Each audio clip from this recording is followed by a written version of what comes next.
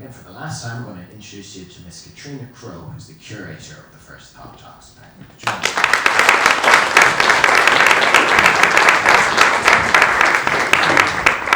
Thanks, Jack. Welcome everybody on this beautiful morning, and on a day when Galway is undoubtedly going to beat comprehensively. And you'll all be at the big top tonight listening to the Saw Doctors.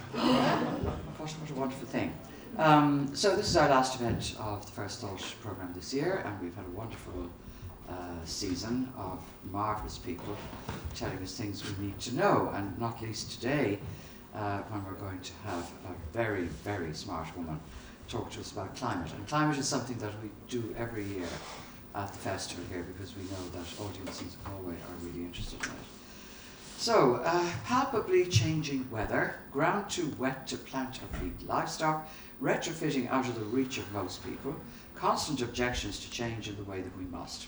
What do we need to do to achieve our targets on time? Given the global nature of climate change, will it make any difference? Recent reports of drops in emissions give us grounds for hope, but sometimes the overwhelming nature of the challenge, combined with the seeming global inability to challenge the fossil fuel giants, not to mention monsters trying to make their way into the White House who are going to give the fossil fuel giants everything they want, and he has said that. This can make individual effort seem hopeless. I'm hoping that Mary Donnelly can buck us up and convince us it's worth the effort. Mary is chair of the Irish Climate Change Advisory Council, tasked with giving advice to policymakers about Ireland's just transition to a sustainable, climate neutral and resilient society. You will often see and hear her on the national broadcast media saying really sensible and comprehensible things about Ireland's progress or lack thereof in these regards. She'll be interviewed by Sheila Malone, lecturer in marketing at the University of Galway, who has expertise in sustainable tourism, now a big issue in a lot of European cities in particular, where people are fed up to the back teeth about being invaded by people from cruise ships, and apologies to those who like cruise ships, but they really don't add anything to a city except a whole lot of people who don't spend any money. So, we are now going to be fully enlightened, and we'll go away in an hour knowing things we don't know already. Please welcome Mary Donnelly and Sheila Malone.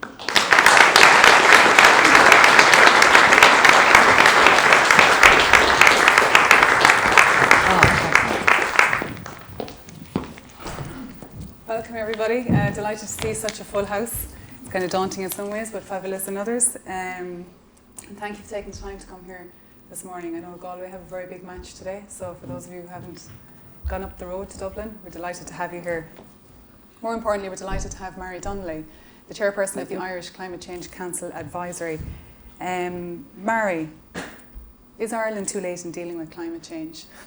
Well, you're coming with a hard question immediately, Sheila. And on a sunny Sunday morning, I don't know that we want to take something as difficult as that. But we are in a difficult situation, that's for sure. But let me look at the positives first. We are an island. We're a member of the European Union. We're a citizen of the world. We have set about doing something about climate change in this country in a very positive way. So we have adopted legislation. The legislation has targets, it has structures, it has a programme, it has a monitoring system in place. If we deliver on it, we will be spectacularly successful, probably better than anybody else in the world, and I think that's very positive. So we've set a very high bar for ourselves. We're not quite at that stage yet. That's mainly the problem that we're facing, is that it really is very difficult to turn the tanker of the actions that are necessary to tackle climate change. And we're finding that now in reality here in Ireland. We started with our carbon budgets 2021 to 2025 and then up to 2030. And when we came out with it in 2021, we said, okay, we'll be nice for the first 2 years because it takes time. And nothing really happened for the first 2 years. But last year was the first year where we could start to see the impact and the consequences of some of the actions that were put in place 3 years ago. And last year was a particularly successful year. Now, unfortunately, there are reasons for it which may not be repeated again in the future. So, for example, last year our emissions from the electricity sector dropped by 25%, which is spectacular. Of course, part of the reason for that was because we imported more than 10% of our electricity from the UK it was cheaper, it made sense. And of course the UK has the emissions, we don't. So that might not repeat itself every year. We had a particularly good year in agriculture, which ironically enough was actually the third year that we had a good year in agriculture. And agriculture has been much maligned indeed in the media about the split, but in actual fact there is progress being made there. But there are other parts where it is very difficult to move the dial, and I'm thinking particularly about transport. Transport is probably the biggest single challenge that we have in terms of climate action in Ireland, and that one is very, very difficult to me. And I'm talking to an audience that really knows about it. I mean, Galway is a very good illustration of a practical example of the challenges of trying to bring about change in transport. In how does it affect people's lives? How can people change? How do you get them to a situation where they want to change? Because nobody will be forced to change. So I mean, these are the kinds of challenges that we're facing. So will we make our targets? We're not on track. We're making progress, and we can do better. Okay. In that vein, what is it that you think that Ireland as a country can do to get us to where we need to be in 2030? So there's a number of things. I suppose, and then this isn't necessarily following the theory as such, but there are kind of three areas we look at. One is, I would call it legislation or regulation.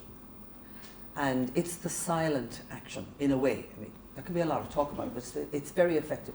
So, for example, when we changed the standards of the building regulations, which we did in 2019, that's a leap forward. It happens because the industry changes, and everybody in the industry changes because it's legislation. We as individuals don't have to take action because it's happening behind the door, if I could say. So anything that's kind of legislation or regulation or standards, it's a really effective way of making change and leaping. So another area is, for example, if you go to buy a fridge or a freezer and you have the A, B, C, D rating, behind the scenes, every 2 years, that rating is upgraded to use less power. You don't see it, you just see the ABC. But in fact, the industry is working very hard behind the scenes to meet the new standards. So that's a really effective way of making change. And the more we can do like that, the better, because it's across the board. It's really been led by industry, and consumers then benefit from it. That's one area. A second one is innovation. Innovation, new ways of delivering the services that we want and that we need, but that are more effective for the climate. A classic example is the electric car. You know, if we can use an electric car rather than a fossil fuel car, clearly the emissions are significantly reduced. To use a heat pump rather than an oil heating system, that's an innovation. And the attraction about most of the innovations in this space is that their operating costs are less. So for example, an electric car on average will cost you less, €1,000 less a year to run than a fossil fuel car. A heat pump will cost you about €600 less a year to run than, say, an oil system. The challenge, of course, is that the electric car, the heat pump, they're expensive. You know, there's a high capital cost there that we have to look at. And this is one of the areas that we're really pushing very hard with the government. In fact, we have a submission going into them just next week on the budget. There is a concern that, you know, if it's a big budget, and IFAC have already said you can't go over the numbers, but you know, there's money there. If we put the money in the wrong place, the economy will overheat, and that's not good for anybody. But our argument is put the money into the capital cost. Make the capital cost lower, because then people can afford it and get the long-term benefit, rather than a payout this year and a payout next year and a payout, you know, as they say, teach a man to fish rather than feed them every day. So these are the kinds of things. And of course, the third area then to focus on is behavioural change. And that's really, really difficult. We might come back to that later, because that's a real challenge. Behavioural change is a really difficult issue to deal with. So before we come down to those three areas, in the global context, if Ireland is to meet its targets or is slightly shy of reaching its targets, what does it mean in the global context around kind of climate change and what we can contribute as a country? So globally, we are running so far and so fast in the wrong direction. I mean, Guterres in the United Nations has said this repeatedly. And when we look at what we've done in Ireland, we have set our legislation based on the Paris Agreement. 51% reduction by 2030. That would bring us online to retain the global temperature between 1.5 and 2 degrees. We need to do it in Ireland. Of course, the rest of the world absolutely needs to do it. We single-handedly aren't going to change it. But I think maybe just to focus, what is the situation in Ireland? We have a unique opportunity, really, because we are an island, we have our own legislation, we have our own targets. We have our own opportunities to lead in this space. Ireland, I'm a real optimist, you know, a glass half full type person. I believe Ireland can be the first developed country to fully decarbonise its electricity, its energy system. And the target date, I keep saying to the government, is by 2045. We should decarbonise our electricity system by 2038. We should decarbonise our heating system by 2040, and we should decarbonise our transport by 2045. And we can do it. Why? Because we have the natural resources to give us the energy that we need for the services that we actually need. We need it in our daily lives, we need it in our economy. And we have enough natural resources to decarbonise our electricity system and to substitute fossil fuels with decarbonised electricity. And this is a unique opportunity. There are very few countries in the world who have the balance of natural resources with the technology to actually substitute fossil fuels. And remember, we don't drill for fossil fuels. We don't export them. We import them. We import all our fossil fuels, which on a bad day, it's about 8 or 9 billion euros. We can't be sure we get them because, you know, we're a very small island off a very middle-sized island off a mainland. So, you know, we can't even be sure we're going to get the fossil fuels. And we've seen with the Ukraine situation, what happens to the price?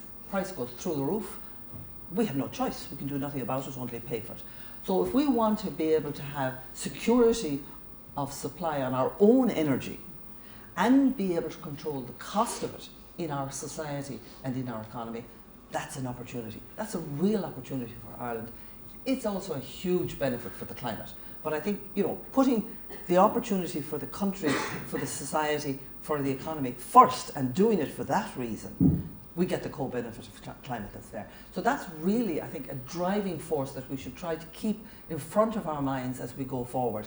And it's a rationale that explains some of the actions that occasionally don't find popular support. And I'll go through some of them as we go through the discussion. So in that context, we're set in a beautiful position as an island in that it gives us natural bases for energy, etc., and other industries. But what are the biggest challenges we face then, being an island?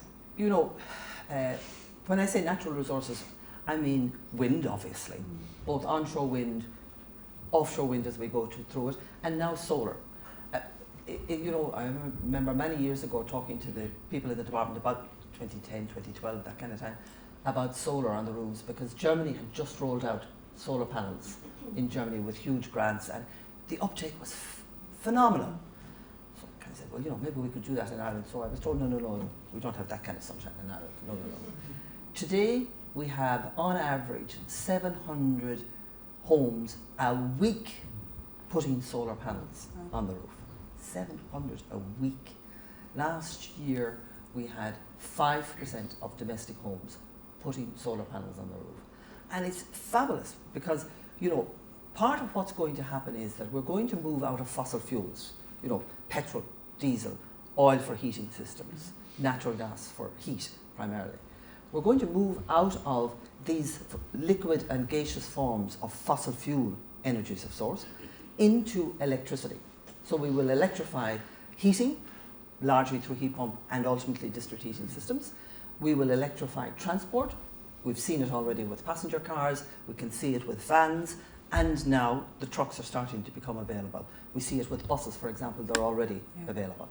So we will move to a situation where electricity, which is about 20% of our energy at the moment, will become closer to 70 or 80% because it will be providing the services for us, and that will come from our onshore wind, our offshore wind, our solar, our roofs doing it.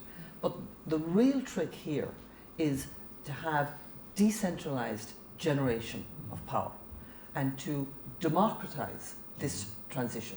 And that's what solar panels on the roof does. It means we can all be part of this transition. It's not just somebody doing it to us. We're actors. We're party to it.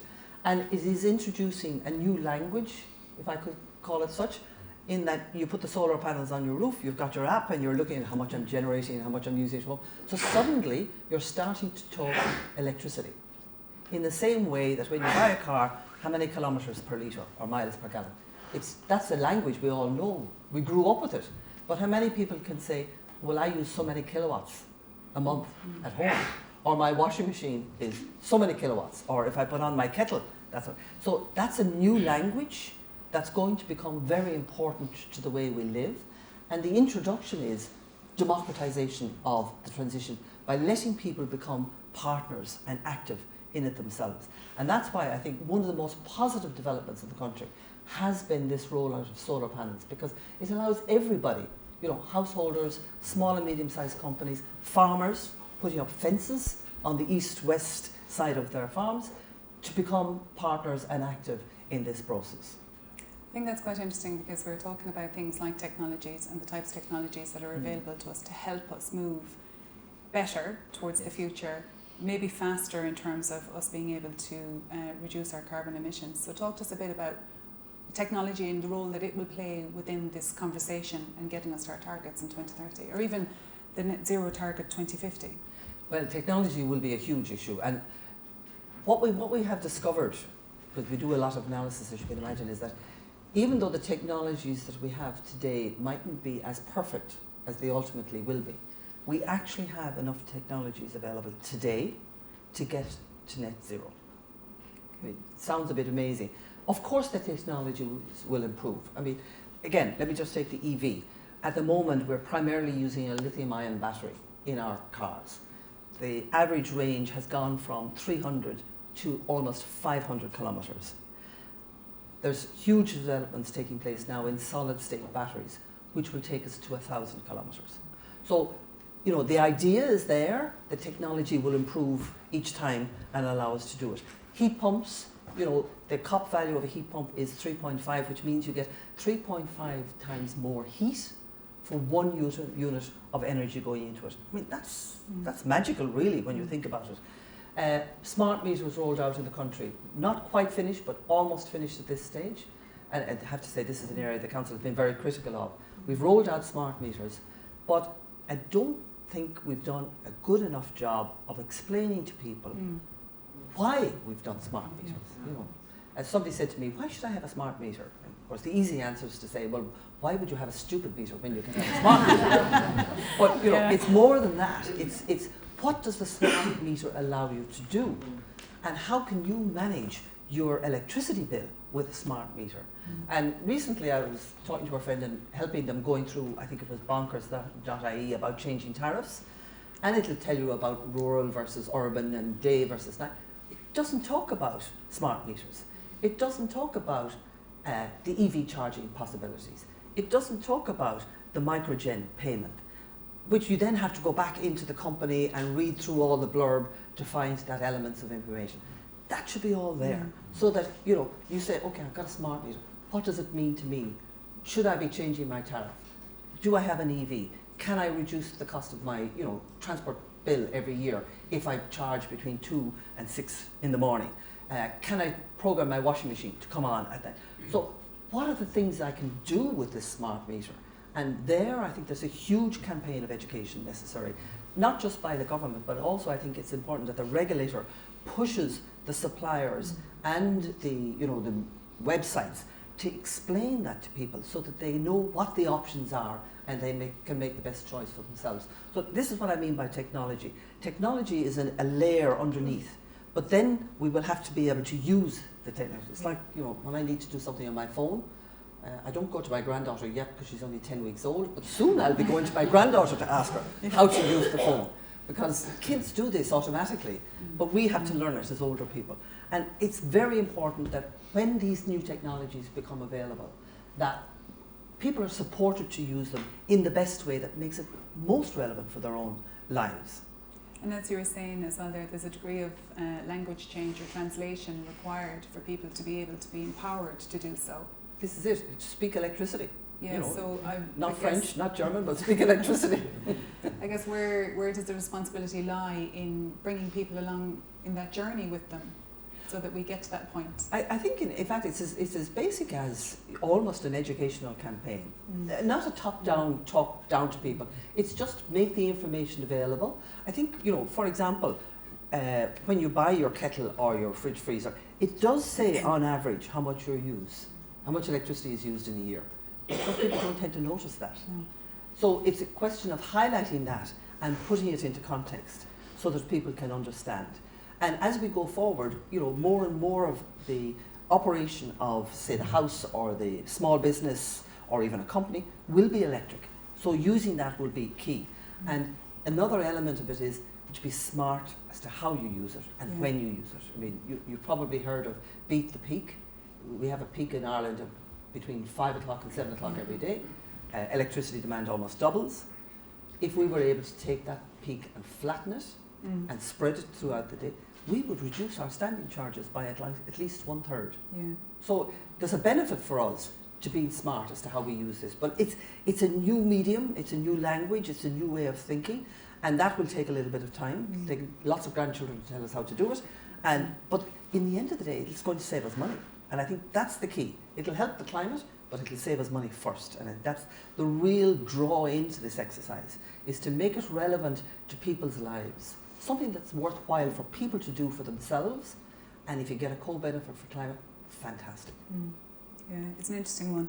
Whilst we're talking about technology, you might draw upon the notion of data centres. Yes, And a lot of discussion about data centres.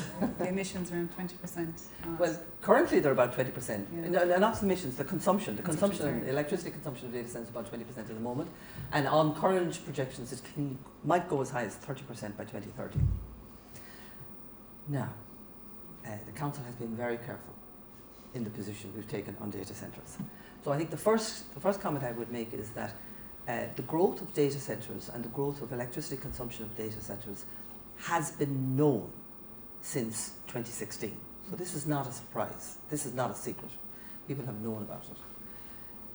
When we did our Climate Act and we set our targets for the electricity sector, the targets for 2030 are 9 gigawatts, additional 9 gigawatts of onshore wind, 8 gigawatts of solar, and 5 gigawatts of offshore wind, which is 22 additional gigawatts of electricity, which in fact is sufficient to meet this demand from data centres. So it wasn't an accident that the numbers actually tallied. Somebody somewhere did actually do the sums. The difficulty is these numbers here are not being delivered. I mean, in order to achieve those kind of numbers, we would need 1.6 gigawatts of onshore wind coming on stream every single year. Currently, last year we had 0.6. And this year, Board Planamola has rejected 2/3 of the applications for onshore wind farms.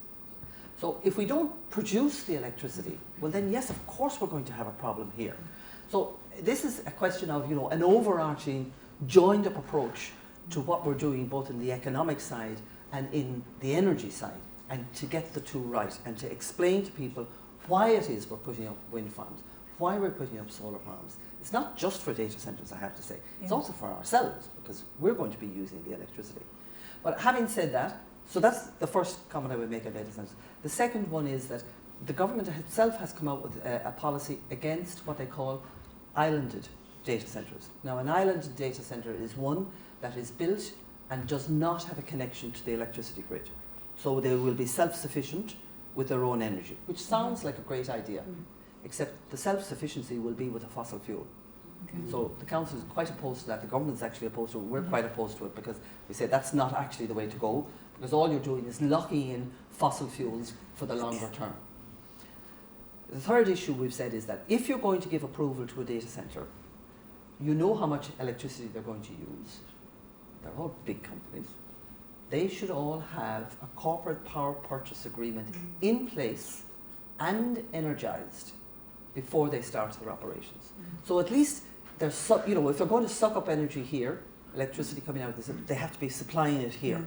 So this linkage should be enforced. Now, in fairness, many of the big companies do that, but this should be enforced across the board. And the last issue we're saying then is that when a data centre is built, it should be built ready to export the heat, because you know yourself, at the back of the fridge, at the back of the computer, the heat, that heat needs to be captured and exported so that it can be fed into the district heating systems, so that it can heat residential properties and small businesses. And it should be built ready for that each time. So on the one hand, we're not saying they're good, they're bad, we're just simply saying, you know, be rational about your targets and how you deliver them. And it's not unreasonable to put the burden on data centres to be energised, their power purchase agreements to be energised, and to be ready to export the heat into the system. And it's that circular thinking, isn't it? In that, in some forms it's needed, but we can balance the sides in which that draws upon. So if we were to think about it, we'll come down to your third pillar around probably the hardest one to manage, behavioural change. And everybody, you know, we're all consumers in here. We all consume significant volumes every day in our houses, our homes. Getting here today, consumption is it's the elephant in the room in many ways. But there's so much power behind it if it can be harvested in a correct way or in a better way. Well, I think it's probably fair to say, and of course we're Irish, so you know when somebody tells us what to do or what not to do, we don't like it. No, we don't. So you get an immediate resistance to it. And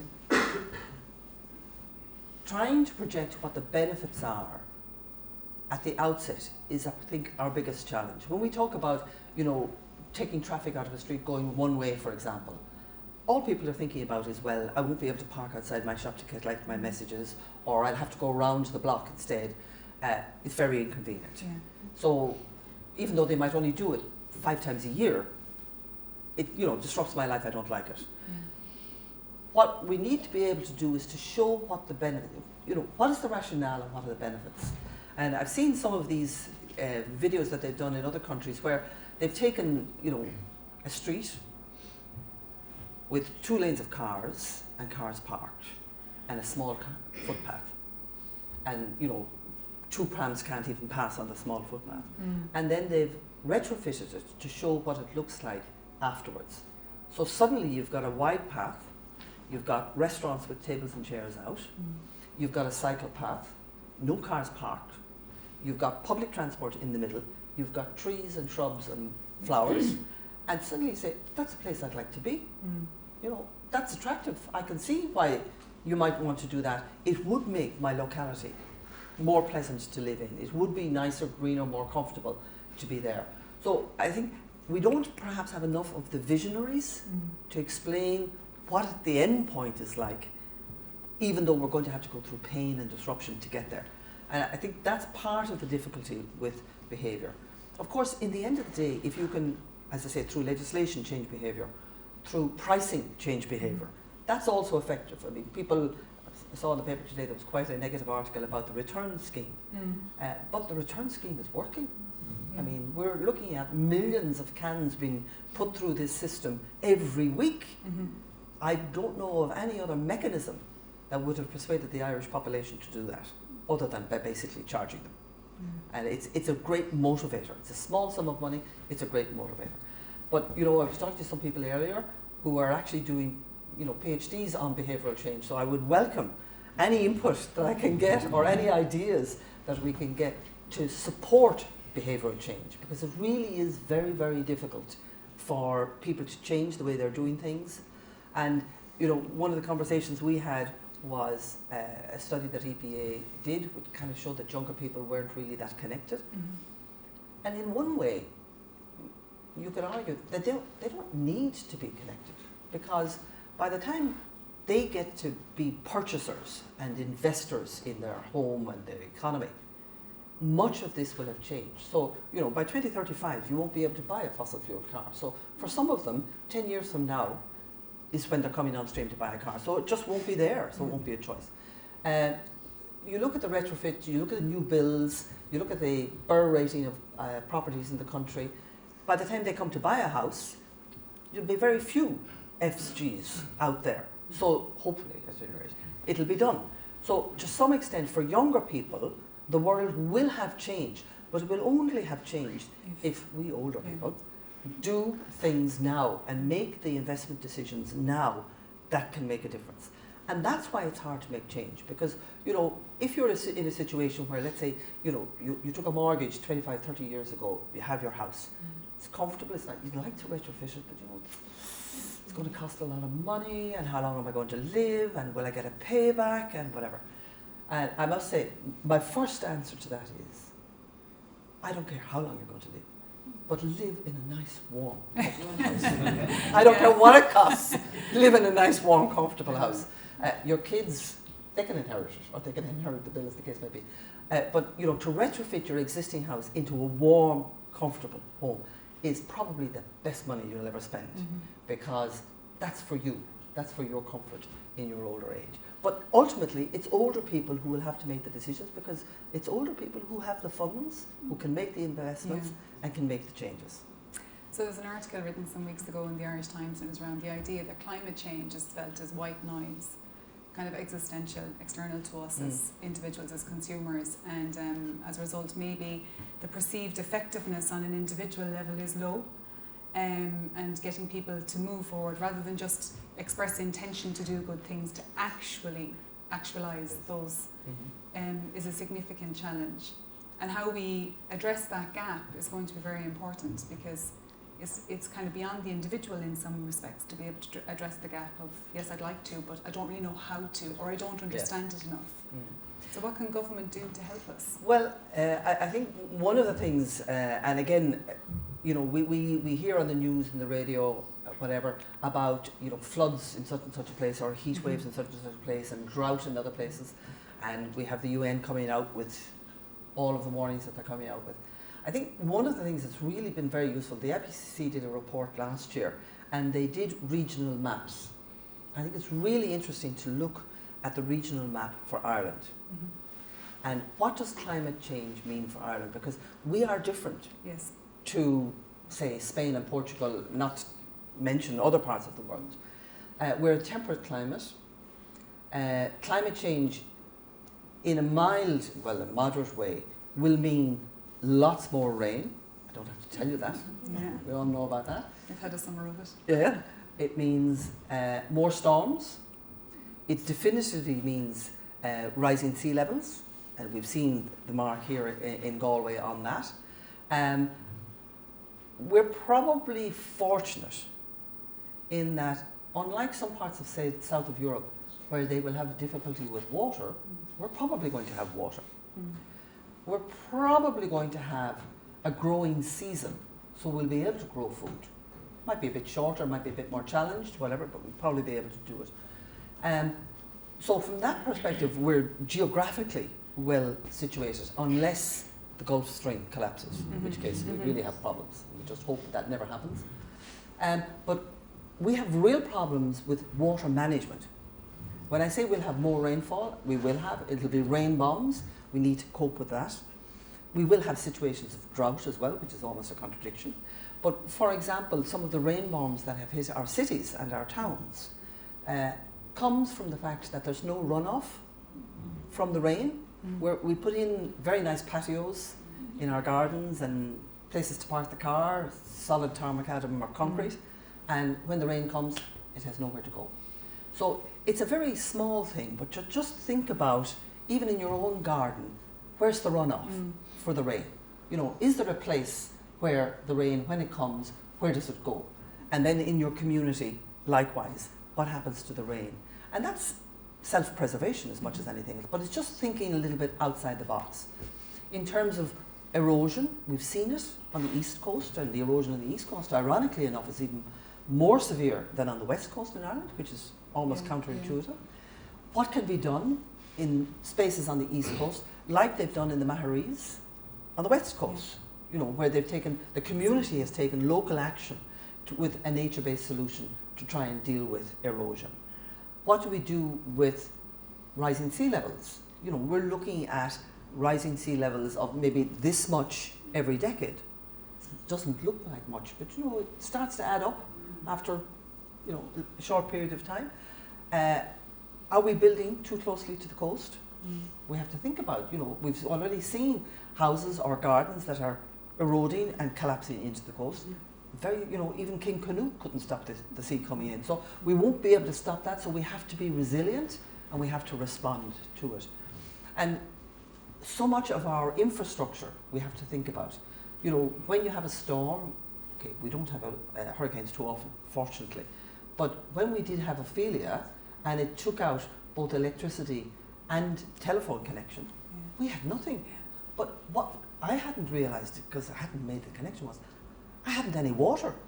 You could say, I can live without electricity, it's very uncomfortable. But of course, without the pumps, I hadn't any water. So, the connection of our critical infrastructure and how resilient our critical infrastructure is to the kind of storms that we will have coming down the track. Then looking at rain from a catchment area, and we've 46 catchment areas in Ireland. Most people don't know what catchment area they're in, but it's really important to go to the top of the catchment and to look at what's the flow down. Because there are things that can be done maybe at farmers level, maybe in a local town, maybe in a road passageway, to think about, instead of it all flowing into Middleton, what can be done in the catchment area to manage the rainfall. So these are the kinds of things that I think community involvement is the best way, led by local authorities, I have to say. But local authorities with local communities in your own area, because it's not a one-size-fits-all, find out what is relevant for your area, what can be done, and start doing it as soon as possible. A very strong theme in the climate change conference last month in Ballina was around the idea of collectivity and that joined up community-based considerations as to what works well, because every area is unique. And I think you're referring to this in the catchment, and that each area has its own requirements in terms of moving the agenda forward. So how do you instigate greater community cohesiveness and cohesion to work together when people perhaps, I suppose, are feeling siloed in some respects if they don't feel empowered by the information that's in front of them?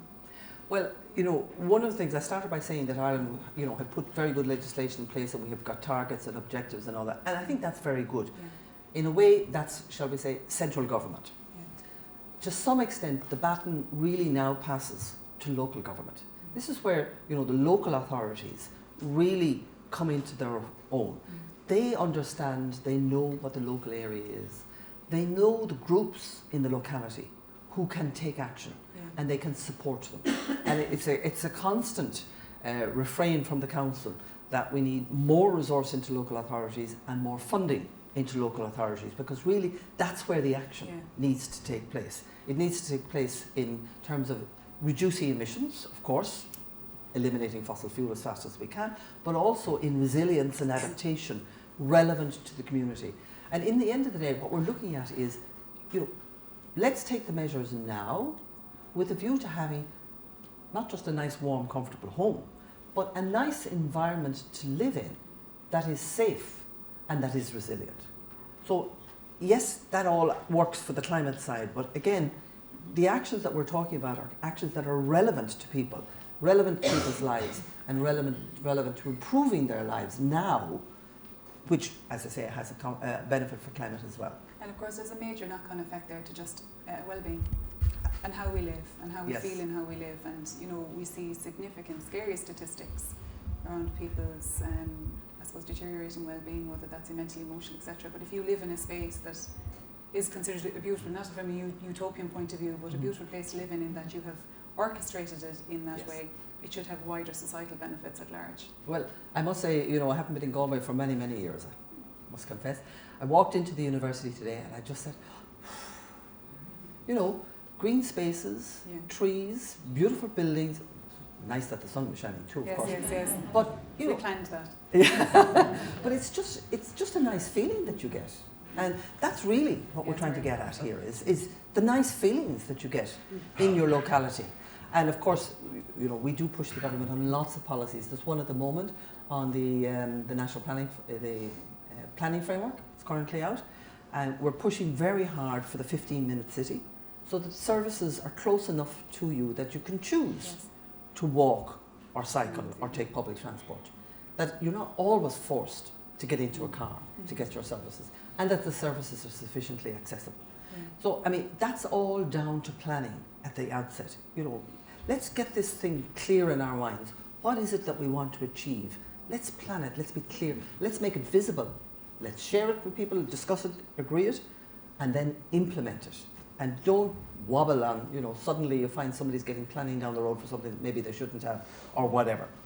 So before we move to our audience and see what questions they might have, what is the one thing that you think government could do that would have the most effect to get us to 2030? What's the one agenda you'd like to see pushed as hard as possible because you feel like it'll have the best return?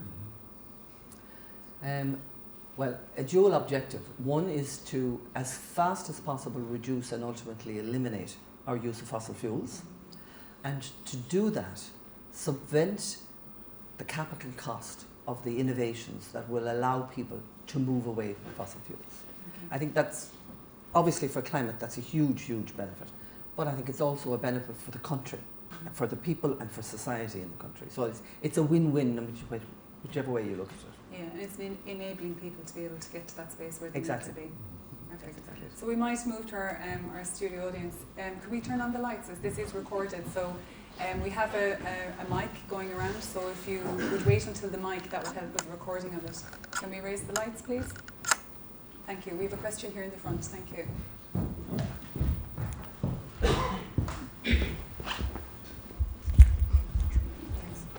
Hello. Is this on?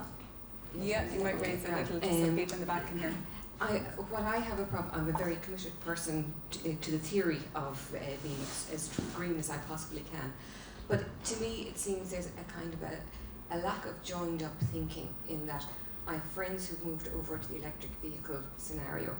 I've had several of them stranded because the charging point that they were going to use has not been available, or they roll up to where they think you're going to charge and things aren't compatible, you can't actually plug it in, or it's broken, or there's somebody else using it. And the range that they're expecting to get from their car deteriorates over time, and then all of a sudden there's a storm between Dublin and Galway, and the car has to work harder, and there's no charging point to top it up.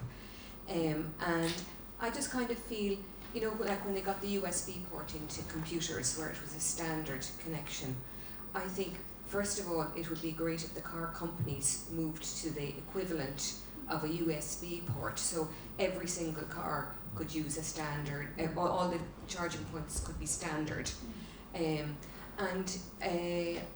that there needs to be something done about the availability of charging points and information on their current right now availability. My sister-in-law was intending to charge in Dublin, and when she fortunately charged in Apple Green on the way up, just as a top up, and when she got to where she wanted to top up, the entire car park was closed. She couldn't actually even access the thing. Then the other thing is about cycling. I would love to take to my bike the whole time, but it's dangerous. There aren't cycle lanes that I feel I'm not going to, or the cycle lanes go 3/4 away there, and then you're into some horrible roundabout, cars coming from all over the place. And then the last thing is a lot of the things, they're not very friendly for people with disabilities.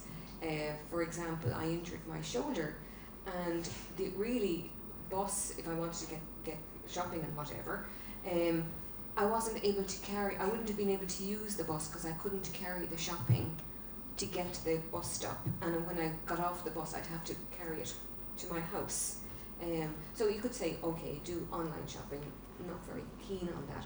So I think that while the general ideas and concepts are there, there's an awful lot of ironing out to do to make it practical for people.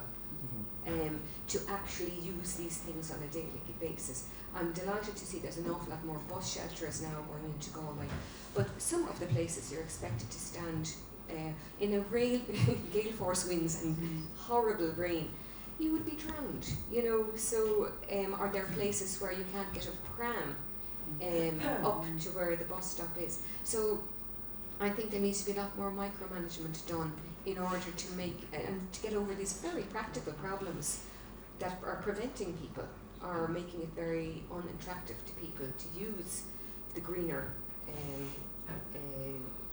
transport options. So I'm just wondering, how can that be approached? Take a couple of questions, or do you want to take each one? I know that's kind of a rant, really, isn't it? No, not at all. I think Mary has addressed it in some respects in terms of like the local councils have a significant role to play in addressing the issues and challenges that are within a specific area. So every area has its challenges.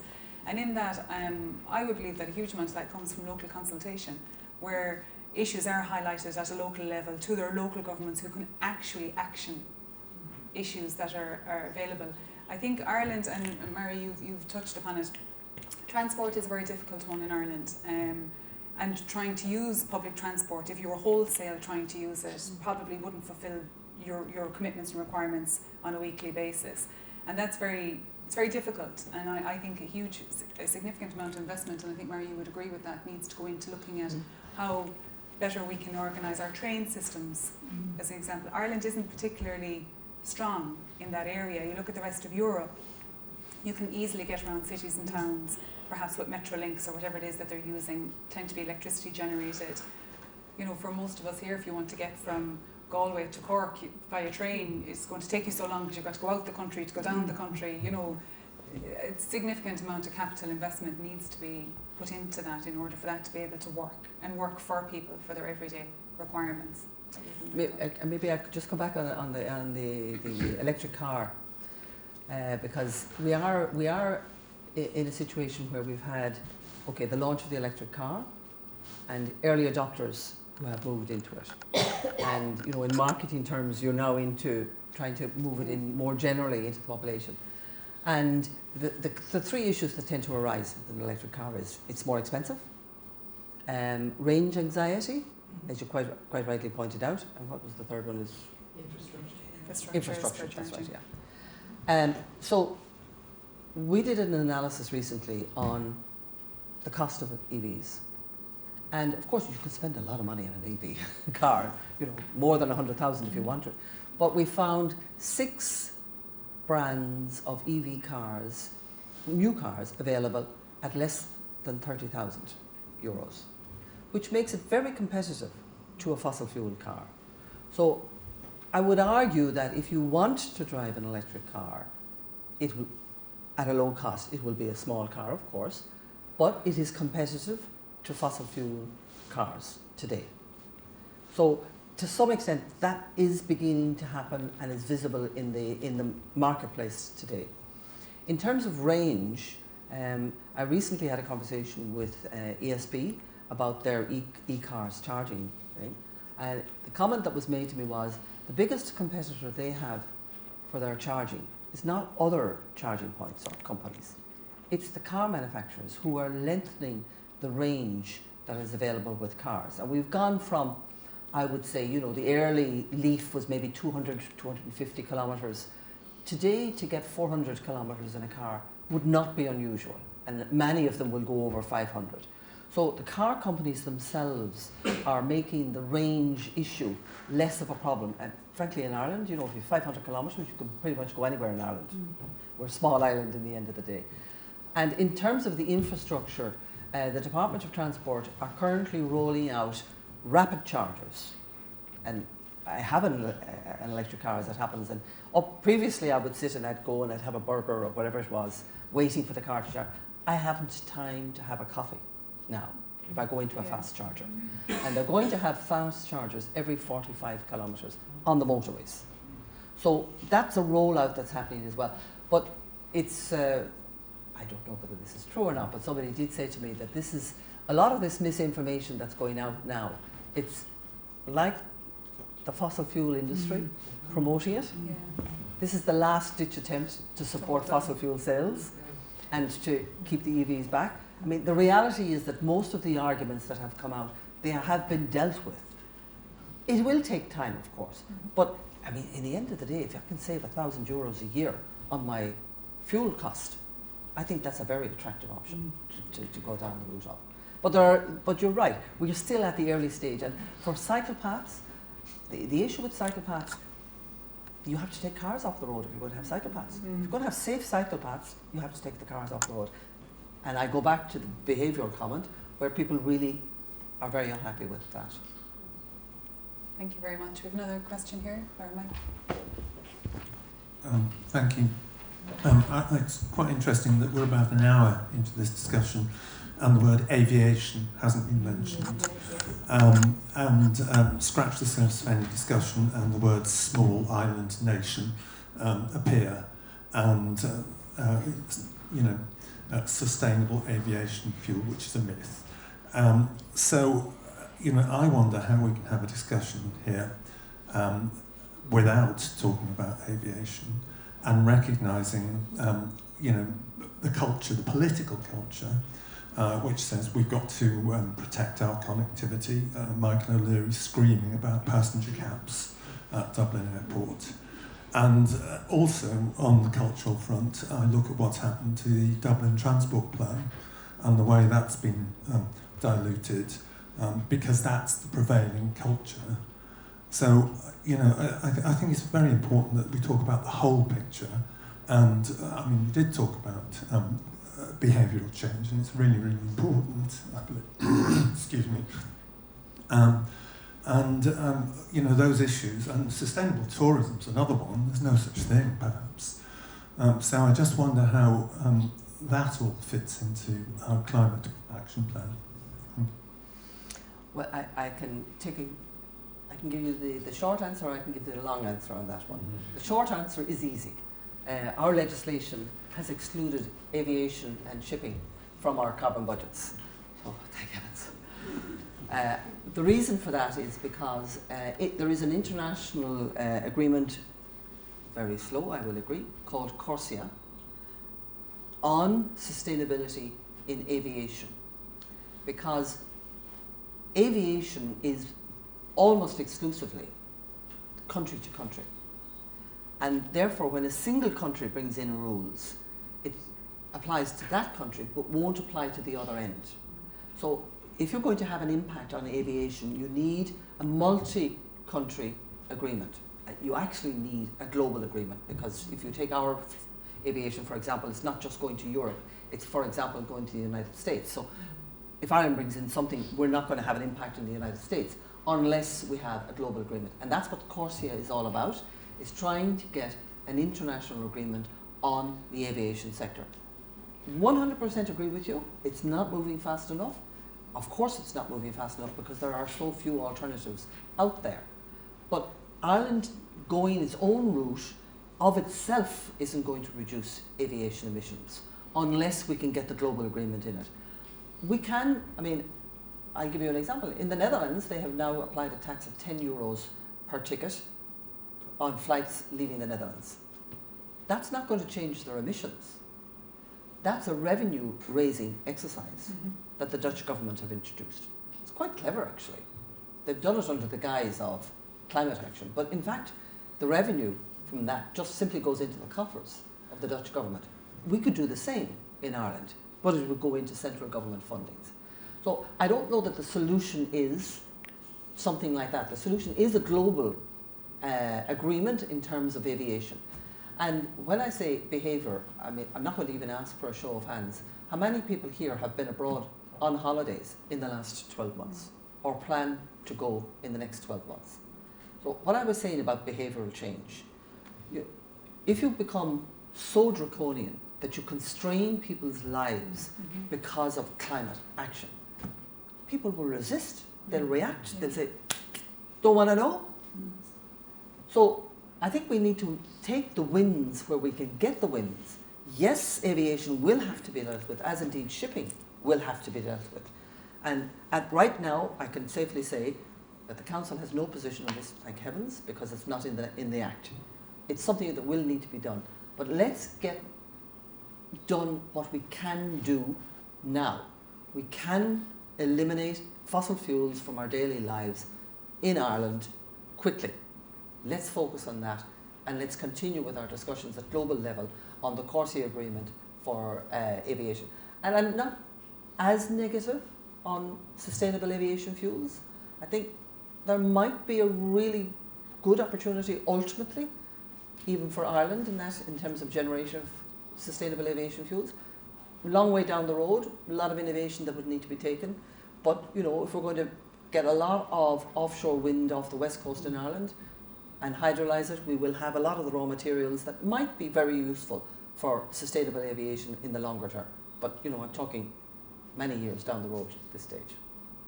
Thank you. This lady in the front here is waiting. Okay.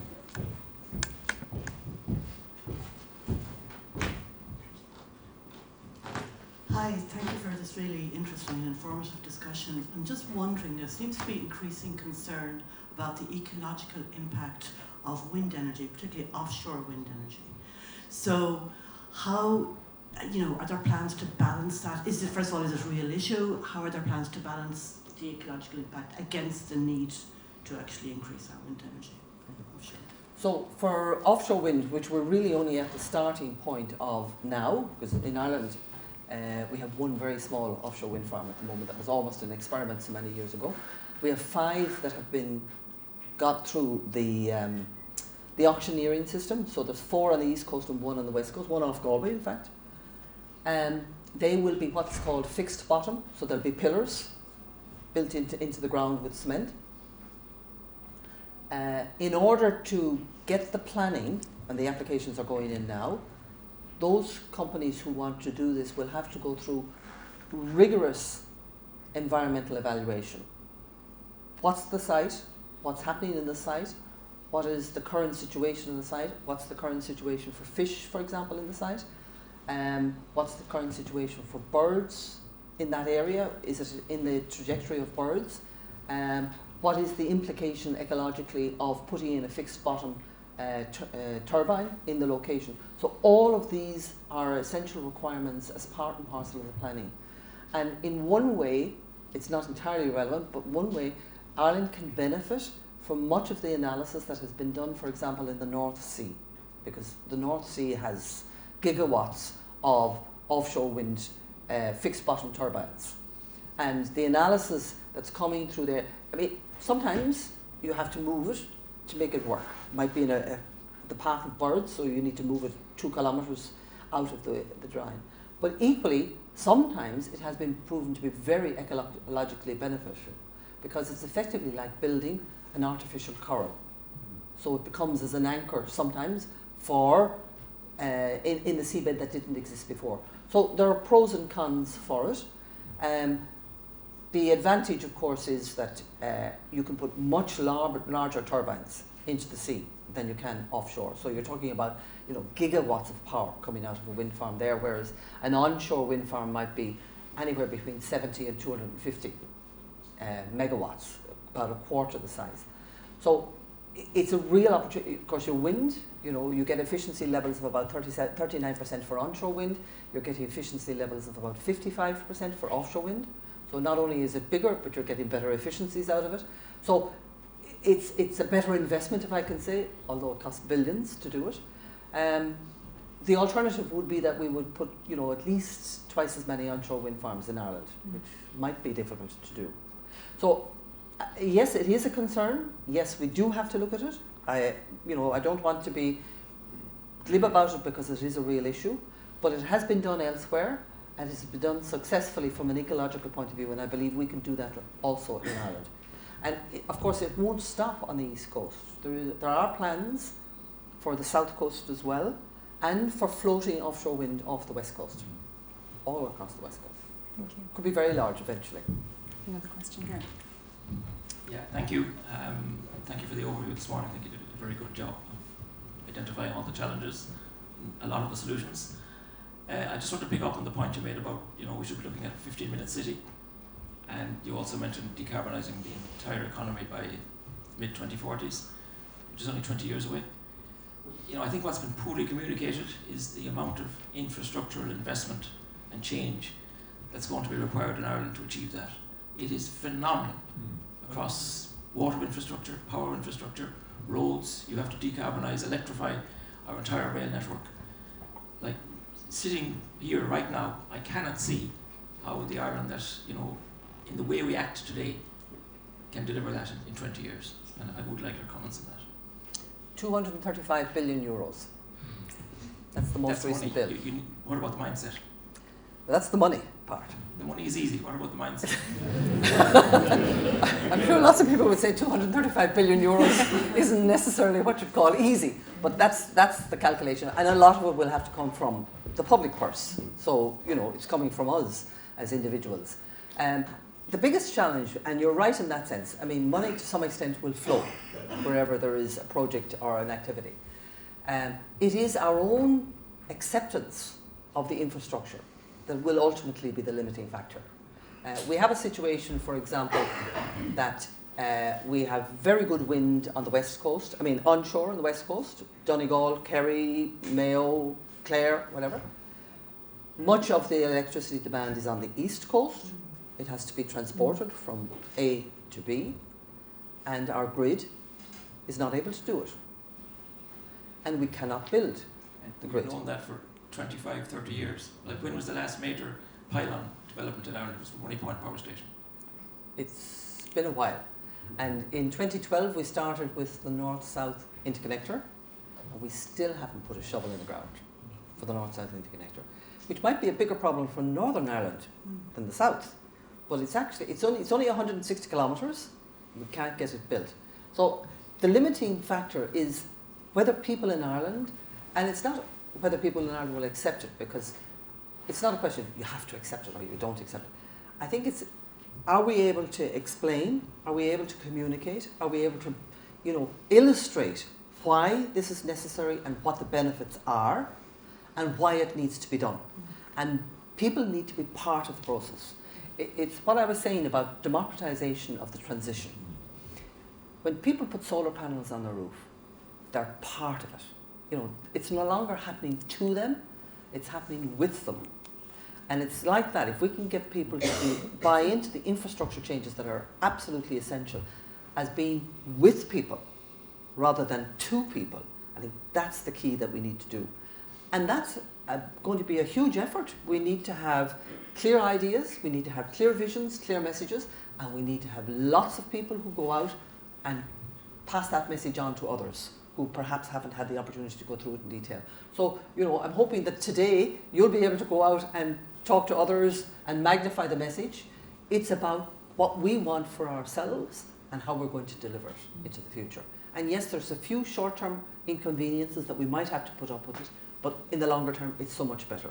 And that's the kind of mindset that we will need going forward. Thank you. We have two questions here. We have a man here in the centre with the grey shirt and the lady on the same row. You've been waiting. Thanks.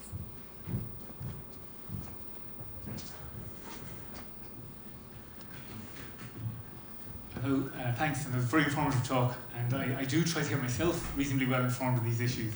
And so my question is, within the Commission, when so much of the research out there can be influenced by industry, whether it's the electric car industry, or the fossil fuel car industry, or the wind industry, or maybe the nuclear industry that's saying wind will never work, when the Commission go and look for information, how do you distinguish between trustworthy science and things that might have been influenced, even if only slightly, by various industries or lobbyists? And a similar question is, how does an individual, when they're reading a newspaper or whatever, distinguish between trustworthy science and things that are influenced by industry-funded research, which is obviously a challenge? So, the council is a science-based council. So we do our own research. So we commission our own research. Of course, we are aware of what other research is going on. But so it started from a situation where the council itself was doing its own research. And then we realised we were doing research and other parts of government were doing research. So about 3 years ago, we set up an MOU, a Memorandum of Understanding, across all of government departments. So now, every quarter, there is a meeting of the researchers in all of the government departments who set out, this is the research we're planning, or this is the research we're doing. So, one, we don't duplicate. Two, we share. Some of that research will come from consultancies, you're quite right. A lot of it comes from academia in Ireland. And I have to say, when we were putting together the first carbon budget in 2021, the academic sector in Ireland was fabulous. We were on our knees, we had no resources, we had no time. If we hadn't had access and we got it for free gratis to the academic community in Ireland, we would not have been able to put together a science-based carbon budget. And I'm pleased to say that, you know, as a consequence of that, and we lobbied very hard for this, a number of the academic communities are now into longer-term funding support from the government, because up until then it was kind of an annual contract. You got money for 12 months and then it finished, and then you had to bid again for another 12 months. And it's very difficult, you know, if you have PhD students, for example, studying something, they're there for 3-4 years. So you have to have stability of funding into the system. And that was a message that certainly in this space has gotten across, and we now see longer term contracts from the government to academia in Ireland to support a constant flow of research. So it's not to say we don't use industry results, we will of course look at them, but we do rely very heavily on the academic community here in Ireland to support the work that we're doing. And of course we have, you know, European academic communities as well that can support us. If you could pass to the lady, sorry, no, there's a man here on the same row as you, just this two here together, and then this guy. Thank you. Thank you. Thank you, Mary. Very informative. Learned quite a lot, and I of course Googled it last night at the advisory committee. One thing I did notice that, and I am subject to correction here, massive correction. We speak of industry, but the other A word is the agricultural industry. Now, and recognising what that means to the Irish economy, and of course the number of people involved in it, it's a major area of the economy, and massive strides are being made in that sector. While we recognise that the emissions from that sector would possibly be up on the higher bracket, if not the top, possibly above transport. I don't know those figures. You do. As you've displayed the statistics and everything, it's very impressive. But in your annual review, did I notice it's the Built Environment, Transport, Industry and Waste Sector Review and Electricity. Whereas in the former reviews there would have been recommendations for agriculture and land use, for example, in the 2020 annual review, and in the 2023 annual review. Is it that those four sectors, the four headings there, built environment, transport, industry and waste, and electricity, is it that agriculture was a separate one before, or is it, and by the way, the recommendations are brilliant, and they're there, which is what your committee has made. So I'm not suggesting that you cut and paste from previous years, but at the same time, it would have meant that at least it's not exclusively those four sectors in the present review. No, I don't think so. Maybe I scrolled too quickly or something. But could you tell us about that? Their recommendations. Thank you for that, and I'm impressed that it's taken until now for agriculture to come up on the agenda. Just to explain on that one, so the Council, by the legislation, we're required to do what we call an annual review every year. And over the last number of years, we have come out with the annual review in, say, the end of July. And the annual review is this. It hits the text. It's about 200 pages. And, you know, even I have difficulty getting through the 200 pages, and I have to sign off on it. So last year we said, you know, we're not able to communicate individual pieces of sectors when we come out with the totality of the review. So this year what we've said is we're going to come out with a chapter at a time. And then at the end of the year, you know, we'll stitch it all together and say, here's the review. So we started with electricity. And the reason we started with electricity was because we knew what the emissions from electricity were on the 2nd of January. So we were confident to come out with electricity first for that reason. We knew in June what they were going to be in the transport environment and in the built environment. We had to wait for the CSO figures at the end of June for the agricultural statistics. So the agricultural chapter is actually going to come out in September. So it by no means is it forgotten. It has its own chapter and it has its own space, and it's coming out in September. And then, as I say, we're also going to come with a dedicated biodiversity chapter possibly the end of September, beginning of October. So what we've found is that by taking it chapter by chapter, firstly, we get much better media attention because we want to try and get these messages across. And we've tried to minimize it to 15 pages a chapter. So it's just about possible to read 15 pages. We do a summary for all, which is a page at the beginning, to try and communicate the message. We leave a lot of the science and the detail behind. It's available in our website if people want it, but we want to try and get the communication. For those of you who are in communication, you can tell us if it's the right way or not. So we've done those chapters up to now. We'll do agriculture, biodiversity, and then we'll do the wrap-up in October. And we've found that we've gotten quite good traction and attention to it. And if I can talk about agriculture for a moment, our focus on agriculture, firstly, our focus in the council right now, I hope I've said it enough times, but I'll say it again. Our focus is we have to reduce and eliminate fossil fuels from our system in Ireland. It's 68% of our emissions. We have got to get rid of it. That's our first targeted area for action. Agriculture is 32% of our emissions. It comes from nitrous oxide, it comes from methane. Nitrous oxide has reduced because with the Ukraine war, the price of fertilizer went up, farmers reduced the volumes of fertilizer that they bought. That happened in 2021, it happened in 2022, and much to our surprise, it was maintained in 2023. So it now looks as if it might be a behavioural change rather than just a price change. And that's quite significant as such.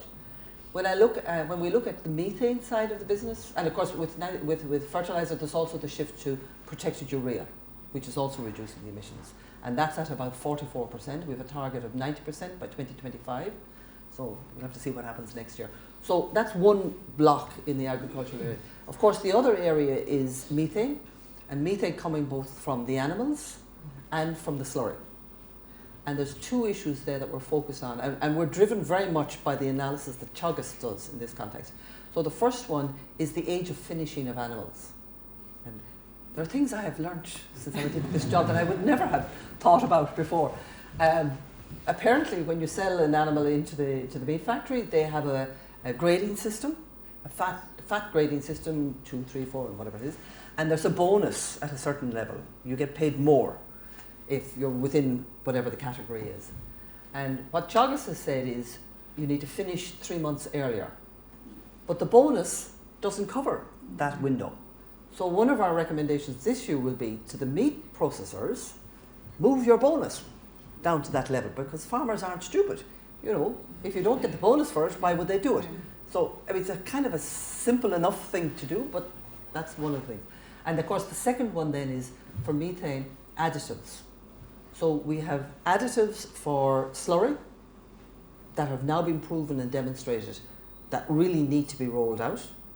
And we have additives for animals demonstrated to be effective. They can reduce methane emissions by as much as 30%, but it's short acting. So for example, in the Netherlands or in other countries where the animals are indoors all the time, it's part and parcel of the feed. So they're getting the constant reduction. We don't have animals indoor all of the time. We're a pasture-based system. But we do have animals indoors for maybe 3 or 4 months a year. So we can use it then. And we can use it twice a day when the animals, for example, are being milked. So we would, if it was rolled out and the business case was made to farmers, and the government might need to help a little bit there, we could be looking at as much as an 8% reduction of methane emissions from that additive. So there are innovations happening in the agricultural space, demonstrated to be effective in the Irish context, and being rolled out and supported. And I think it's fair to say that Irish farmers really are responding very well to these changes. The biggest single difficulty we have, and you'll see it in the report coming out, what they call LULUCF, which is the land use change in forestry, should be a sink because trees absorb emissions.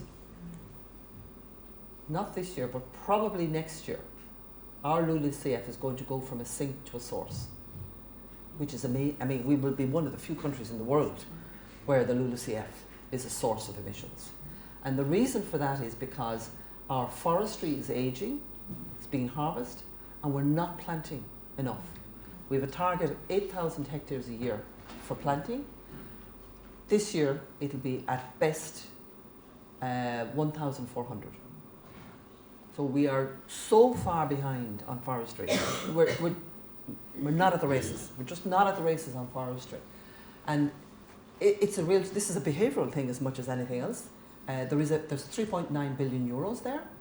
There are very high grants, long-term grants, 20-year grants for planting forestry. It's a balance of forestry. It's commercial, Sitka spruce, but also broadleaves and natives. The scheme is good, and the take-up is really, really bad. And the council, we have met with the department on it. We've met with the foresters on it. We've met with Quilcha on it. It's just a behavioural issue. We are not able to shift. So, if anybody has any advice as to how we can get more trees planted into the ground, we would really like to hear it, because we need forest cover to achieve our net zero by 2050. And of course, you need to plant them now to have them in 2050. Thank you. There's a guy with your hand up in the centre. Thank you. Sheila, make that the last question. All right, this is our last question. Oh, grand, okay. Trina has called. No pressure. Look, I just want to highlight back on the issue of democratisation of microgeneration for electricity. You're talking about solar panels. So I suppose one of my main concerns is issues around, communities might not have the same kind of capital required to put in solar panels, or communities who are facing energy poverty. And how do we kind of bridge that gap of, because I do think microgeneration actually provides a great opportunity to alleviate energy poverty. And there have been inroads made, in fairness. This government has removed the VAT from solar panels, which helps. Planning permission for solar panels is gone, that helps. But how do we kind of bridge that financial gap that a lot of people don't feel they have the economic capital to actually buy those panels?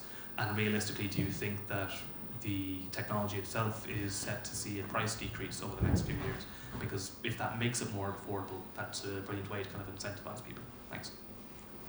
So, in fact, there are two issues that the council have driven home on precisely that one. So, we have been somewhat critical of the government targets for the retrofit of social housing. So we've about 150,000 social houses in the country, give or take, and less than 1/3 of them would be higher than a B2 rating. So that means 2/3 are lower. So it is an urgency to retrofit those houses. These are basically government-owned properties, one way or another, so they should be looking after their own housing stock. And certainly for those people, they're classically the kind of people who need to have the retrofit so that they can get their heating bill down. And as part of the retrofit, the rollout of solar panels should be integral to it. It should be part and parcel of it. It should be across all of the roofs of the social houses in the country, supplied by the government and the local authority. So that's the first area, I would say. The second one is, we had long conversations with the regulator about what is considered a community, because there are special grants, you're probably aware of now, for schools to put solar panels on their roofs, and of course schools have holidays, and the question is, what is the community, what is deemed to be the community around the school, because that energy can be made available within that community then. And this is a very good way of supporting people in fuel poverty from, for example, schools when they're on holidays, that they would benefit from the electricity that's generated there. So this is the kind of, when I talk about democracy, this is communities in action, using a technology that's there in a clever way and benefiting everybody at the end of the day. Perfect. You join me in a round of applause. Thank you, Mary.